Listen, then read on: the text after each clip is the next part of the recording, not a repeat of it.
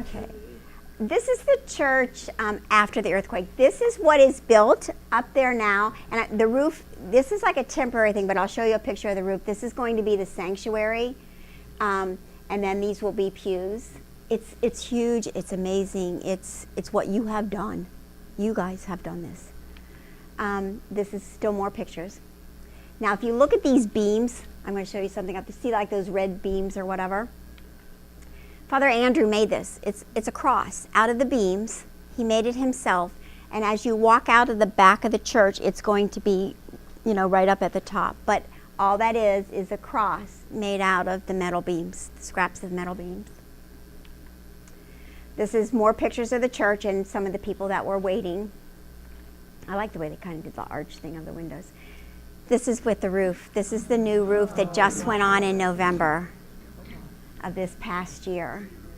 And even this looks like it's built down, but you have to do steps to get up into this church. And the floor of this church is the roof of that original church that we showed in the beginning. So the original one is almost kind of like underground, so to speak. I mean, I don't know how to, it's very mountainous there or whatever, but. So you must have been right about the awning, covering over where the openings for the windows are. So even that temporary, maybe that's what keeps the water from coming in, if there was some. How about water? Is that much of a problem? Yeah, there was running water at Father Andrew's, and a little bit in the clinic. But in general, I don't know if they got these vats that were brought, and that's what they. One of those very first pictures, that big black thing, was a vat of water. The water that we never drank the water, even when we brushed our teeth. We had bottled water that was in ice, and we still had to take alcohol wipes and wipe off the cap and the inside of, after you take the cap off the inside of the bottle, just because of the ice that those bottles were in. So we always used the bottled water, to brush our teeth and drink or whatever. So. And one thing before, oh, go ahead. Go ahead.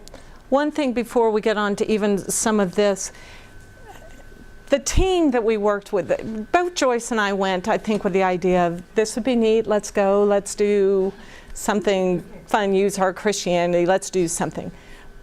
But what we got out of it was so much more than what we could have ever possibly dreamed of. And one of the physicians I worked with, the physician from Indiana, toward the end, he was like, oh, in my clinic, if we need nurses to help see patients, we do. He said, you've been here a few days, why don't you go ahead and see some patients? And so I sat down with him, and after he saw a few patients, he said, Nicolene, this is what you need to do. I thought he was going to start, body system and say, you need to do this and this and this and this. No, what he said, and it warms my heart every time I think of it, he said, the first thing you do is you say bonjour, and he said, and then you put your hand on their shoulder. You make eye contact with them before you ask what's the matter, and then you just pray the guidance of the Holy Spirit will guide your hands into what you need to do. Oh my goodness.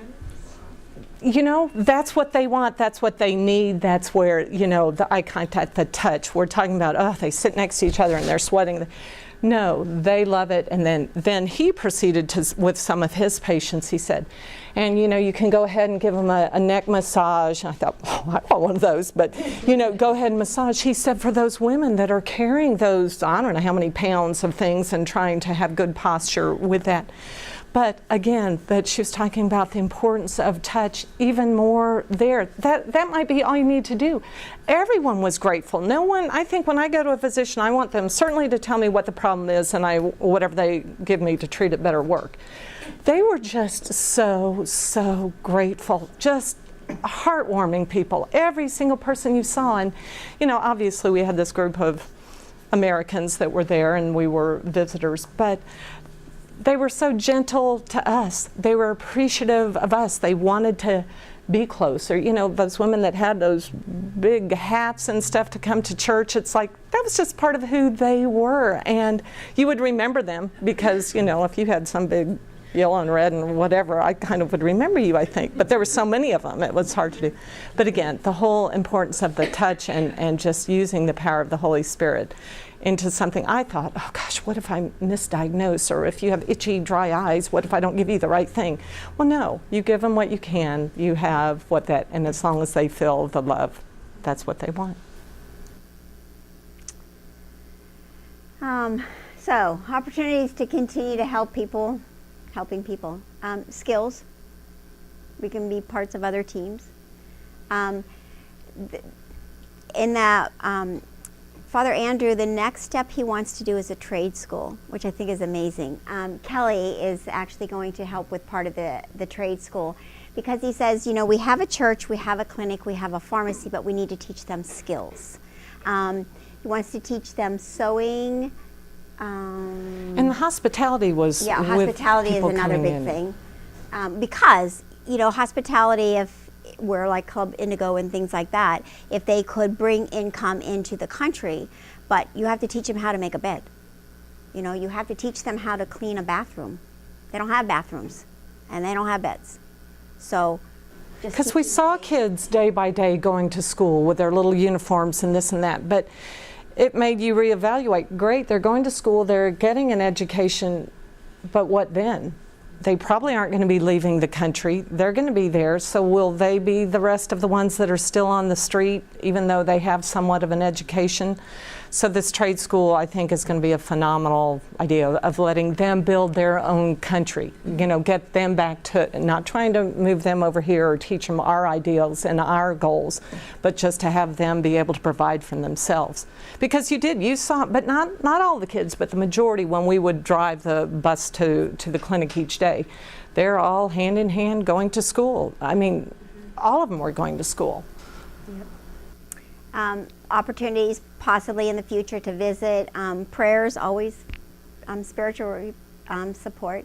I just put financial because part of the One Faith, One Hope, One Love campaign that we just all went through, you know, Haiti was mentioned as one of the things that we're going to, I'm not here to, you know, push any of that. All I'm here, and I'm truly not, but again, the purpose is when we're saying this is what you have seen now with the clinic and all that is because of your generosity and what you guys have done. And I didn't want you to just think like, okay, whatever, because you really, really are making a difference in these people's lives. And Father Andrew's quote was, this is not social PR, but an act of faith. And that's it.